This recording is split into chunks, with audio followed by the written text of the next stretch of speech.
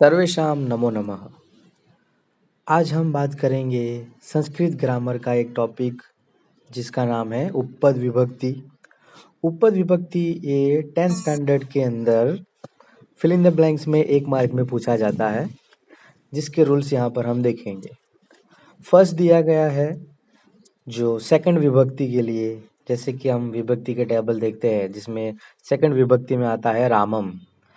तो अगर ब्लैंक के अंदर ये वर्ड जो यहाँ पे दिए हैं वो अगर आते हैं, जैसे उभयतः, परितः, प्रति, विना, अंतरा, निकषा, तो जब भी सेंटेंस में ये वर्ड आते हैं यानी कि हमें उसके साथ द्वितीय विभक्ति लगानी है।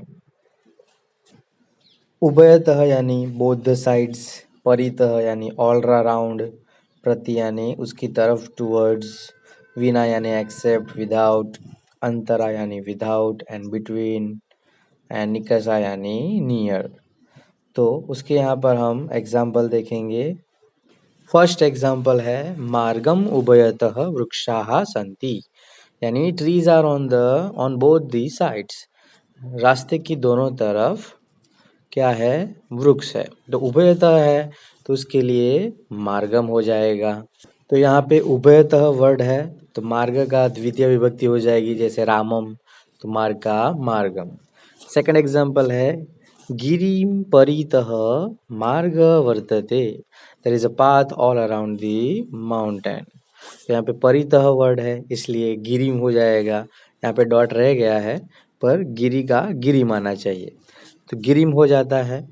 तो गिरी का द्वितीय विभक्ति गिरिम। देन थर्ड एग्जाम्पल वृक्षम प्रति प्रकाशते विद्युतः, electricity shines toward the tree.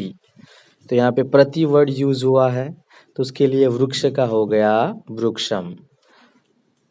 फिर फोर्थ एग्जाम्पल है विद्याम विना निष्फलम ही जीवनम, life without knowledge is failure, कि विद्या के बिना हमारा जीवन निष्फल है। तो विना है तो इसलिए विद्याम, विद्या का द्वितीय विभक्ति में विद्याम हो गया।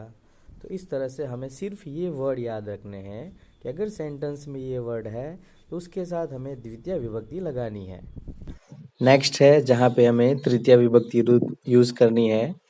जैसे तृतीय विभक्ति होती है रामेण, राम, रामम, रामेण। तो उसमें ये 3 वर्ड सह यानी साथ में, सार्धम, समम यानी भी साथ में, अलम यानी कि in the sense of stoppage, अगर कोई हमें कोई चीज़ रोकने को बोल रहे हैं तो ये 3 वर्ड आते हैं, उसके साथ हमेशा हम तृतीय विभक्ति लगाएंगे। एग्जाम्पल है जल प्रवाहेण सह, तो सह आया तो प्रवाह का हो गया प्रवाहेण। जैसे तृतीय विभक्ति राम का रामेण, ऐसे प्रवाह का हो गया प्रवाहेण। जल प्रवाहेण सह समुद्र मिलति, meets in the sea with the flow of water. दूसरा है गिरिणा सार्ध समम वनमपि अस्ति, forest is also there near the mountain. तो यहाँ पे सार्धम एंड समम जो वर्ड है तो उसके लिए गिरी का हो गया गिरिणाम। फिर तीसरा है अलम पठनेन stop learning, so this much learning is sufficient, तो अलम के साथ आ गया पठनेन। एंड सेकंड एग्जांपल में जो गिरिणाम यूज होता है तो ये गिरी जो है वो इकारांत का वर्ड आता है, तो गिरी, तो इसलिए इकारांत का टेबल में अगर हम देखें तो उसमें तृतीय विभक्ति में गिरी का होगा गिरिणाम। जैसे अकारांत में राम का रामेण होता है तो यहाँ पे गिरी का गिरिणाम होगा, इसलिए यहाँ पे गिरिणाम आया है। आगे देखते हैं। नेक्स्ट रूल है कि विना वर्ड जो है उनके साथ थर्ड एंड कभी कभी फिफ्थ विभक्ति भी लगती है। जैसे एग्जाम्पल दिया है धर्मेण या धर्मात विना सुखम न भवति, happiness is not there without religion. तो यहाँ पे विना के साथ हम धर्मेण भी यूज कर सकते हैं, धर्मात भी यूज कर सकते हैं, है ना, तो दोनों राइट है। तो इस तरह से हमें तृतीय विभक्ति में ये 3 वर्ड याद रखने हैं, सह, सार्धम, समम एंड अलम। तो अगर ये आते हैं तो ब्लैंक में हम तृतीय विभक्ति यूज करेंगे। फिर नेक्स्ट है चतुर्थी विभक्ति, जैसे रामाय, तो उसमें हमें वर्ड देखने हैं नमः, स्वाहा एंड स्वस्ति। नमः यानी बोइंग डाउन, स्वाहा यानी the word recited while offering something to deity.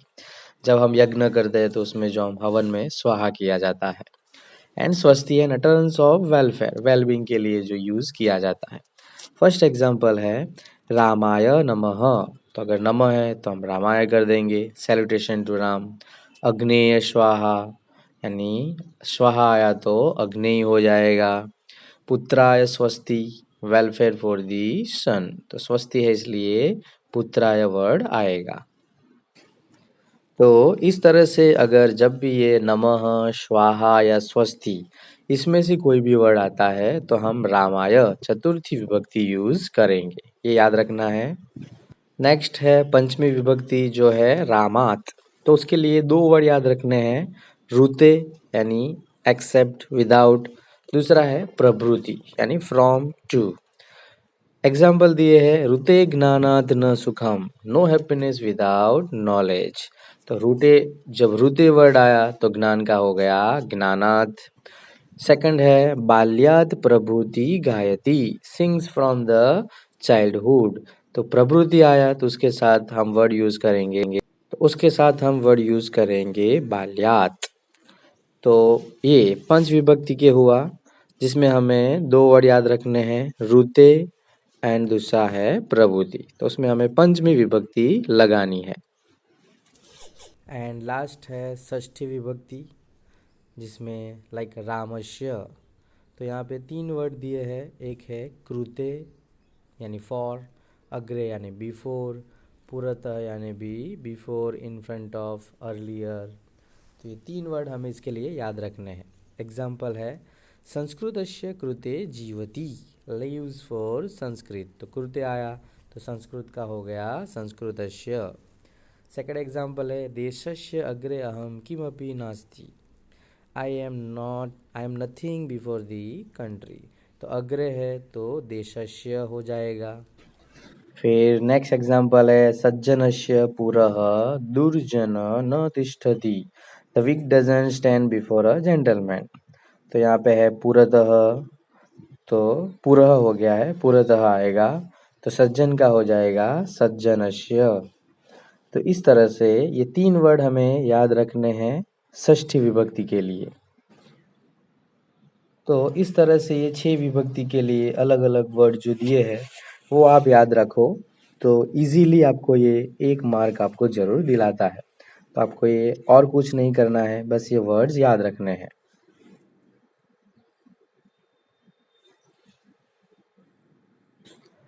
तो यहाँ अब हम एक्सरसाइज देखेंगे। इसमें जो फर्स्ट क्वेश्चन है एक्सरसाइज में वो थोड़ा गलत हो गया है, तो हम सेकंड से देखेंगे। डैश निकषा कन्या दृष्टा, कूपः है, तो निकषा है तो उसका हम द्वितीय विभक्ति यूज करेंगे कूपम। समरेशु डैश भव, तो भीम, तो क्या हो गया भीमः। तो यहाँ पे हमें एक टेक्निक याद रखनी है कि अगर कोई भी वर्ड यहाँ पे नहीं दिया है, जो भी कीवर्ड है उसमें से कोई भी वर्ड नहीं है और किसी का नाम दिया है, तो उसमें हम प्रथमा विभक्ति लगाएंगे। जैसे भीम का हो जाएगा भीमः। थर्ड में विना डैश दुर्घटना न भवति, तो विना है तो द्वितीय विभक्ति आएगी, तो कारणम हो जाएगा, विना कारणम। ऐसे ही नेक्स्ट है डैश समाचर, तो समाचार है तो धर्मम हो जाएगा। तो इस तरह से आप ये सब वर्ड्स याद रख सकते हैं, जिसमें आपको इजीली 1 मार्क मिलेगा। तो आशा है आपको समझ में आया होगा। Thank you.